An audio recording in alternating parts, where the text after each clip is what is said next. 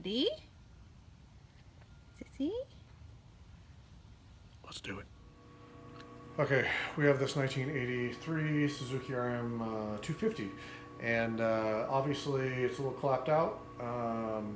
All of the plastic is going to be replaced except for the gas tank. So some goofball that previously owned this scraped all the plastic with a razor blade. So as you get closer here, you can see all of the scratching. You might not be able to see that on the, and that really stinking irritates me because I did not realize that, because I don't understand the whole scraping thing. So I have done, yeah, right there. I have done the linseed oil on different plastics. I have done the heat gun on different plastics, and it really hasn't come out to my satisfaction. The heat gun kind of almost puts a shell on the outside of it, and it's tough and not shiny. So we're going to do the wet sanding and buffing.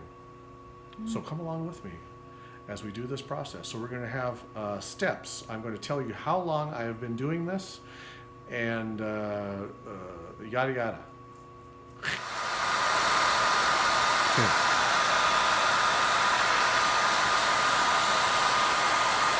Well, all my tools are in a storage locker. That's why we're using a hair dryer and a piece of wood. And this is the original sticker. Just use your heat gun, but don't get it too hot because you don't want to melt the plastic, obviously. And it helps to have an assistant / wife.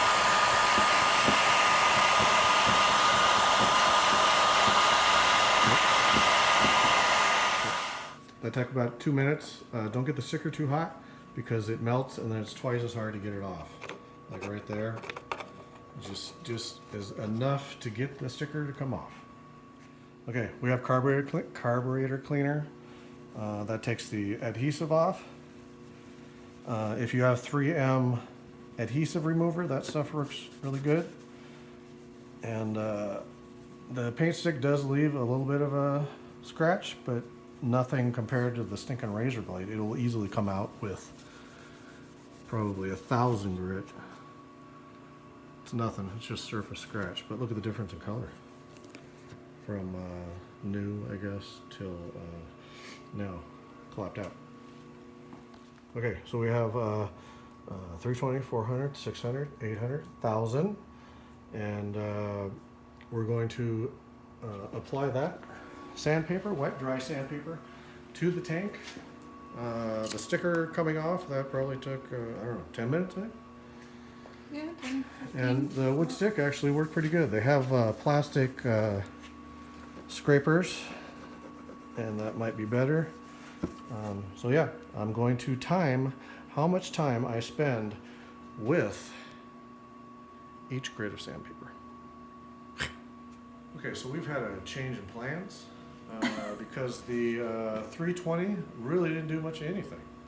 So, and we have staining, as you can see, but this is 150.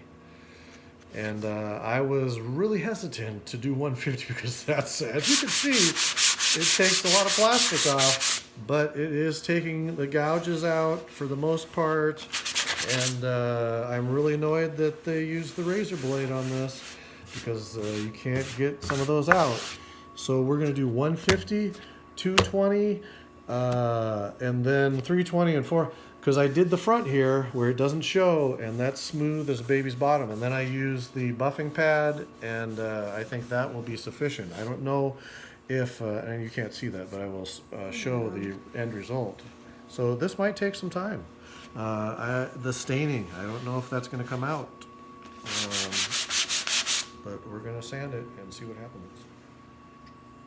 Okay, we're done with the dry sanding. So we did 150, 150, 220, and we're on to and 320. That's dry. So So now we're going on to the wet sanding. Actually, the 320 is going to be wet.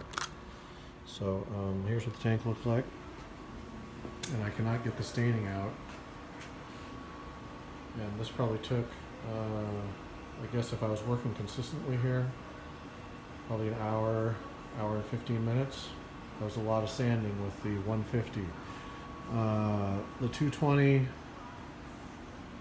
was a lot quicker. And now we're on to the wet.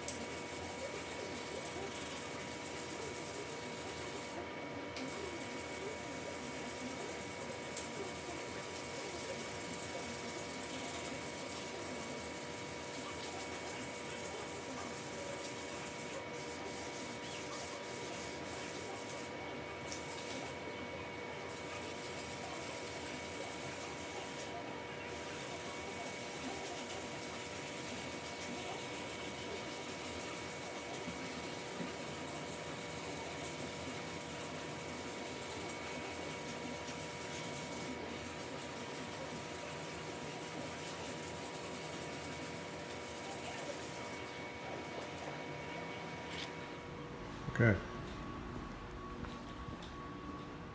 So we started with 150. I spent the most amount of time with the 150. We moved to the 220. I tried to get as much big stuff out as possible, i.e. razor blade scratches from previous owner. We went to 320. Those are dry. And then we went to 400 wet, 600 wet, 800 wet, 1,000 wet, and then they didn't have 1,500 when I went to the hardware store, so I did 2,000. And probably you didn't have to do all these different steps, but the most amount of time that was being sanded was the dry.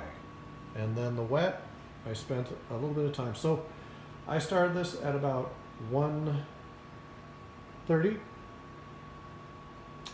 and finished at about 5:30. And somebody stopped by in the middle of all that and was here for an hour.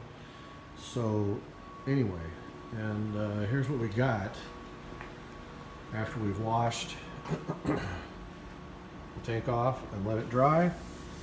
It's very smooth, but it looks a little on the scratchy side, and I couldn't get the I guess the staining out. But we'll see what happens here. I'm going to try a couple different methods. I've got the wool pad, I've got some small buffing wheels, and we're going to try rubbing compound. We're going to try just wax.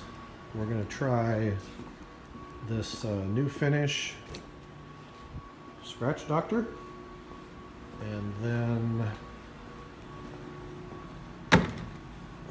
what else? I'm going to try a few different things and see what works best.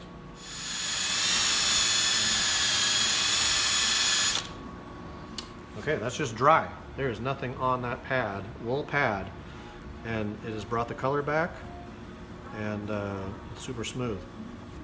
So we're going to experiment a little bit with some products. What do you have? Buddy, what do you have? Okay, we're not dealing with I know, but he's so cute when he gets a new toy. Okay, obviously I have spent hours of polishing. You said you were going to track the amount of time. How much time was it? That was before the 320 didn't work whatsoever to take the stuff off, to take the dried up crappy stuff off of it. So then we went to, I've already mentioned all this.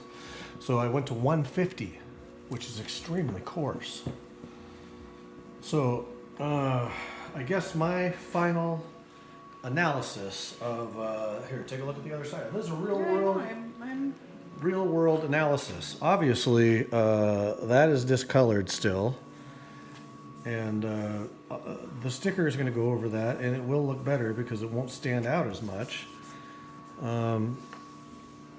looks pretty good. I would say that it is a lot better than it used to be, but Still not up to your standard. I'm not terribly happy with it. I mean, this bike is going to get used. It is probably going to be vintage raced and get used and abused. It looks a hell of a lot. It took all that razor blade stuff out, but there are still areas where it could have been sanded better, and blah blah blah. Well, how come you didn't do a better job then? Because I don't know. Honey. I'm a perfectionist, but there's only so much I'm going to do here. Okay. So this didn't really do any good. The compounds, the waxes, the blah blah blah, that didn't do any good. The initial buff has to be with that wool pad over there on that drill. And maybe it might come out better if it was going faster, but make sure that you don't put too much pressure on the edge of this onto the plastic, because there's a spot up here where I burned the plastic a little bit, right there. So just dry buff it, the whole thing. And Oh yeah, I can see that part like right there. and then I took some Brazilian wax, liquid wax, and I put it on here and buffed it. And then I took Brazilian wax and I applied it by hand and then buffed it off. Okay, you know what a Brazilian wax is, right? Well, that's the same as the Brazilian wax. Well, it's not the same, but yeah. They have Brazilian waxes and then they have Brazilian wax. So to wrap this up, I see other YouTube people, professional restorers and stuff, and they have red tanks generally, and it comes out beautifully. It comes out like a brand new tank, shiny, beautiful. I have never seen somebody do a yellow tank or a white tank. I know that the CR500 had a white tank. I could not get the stains out of it where your legs were and along the bottom of it. And I've read that the fuel literally kind of leaches through it and stains it. So once the graphics are on here, it will look a lot better than it did. The new plastic everywhere else. They do make stickers that actually cover the entire side of the tank. So do you think I'm happy with this situation, Bill? I think you're pretty happy with the situation, yeah? I think it's okay. I expected better, Yeah, but workable. what am I going to do?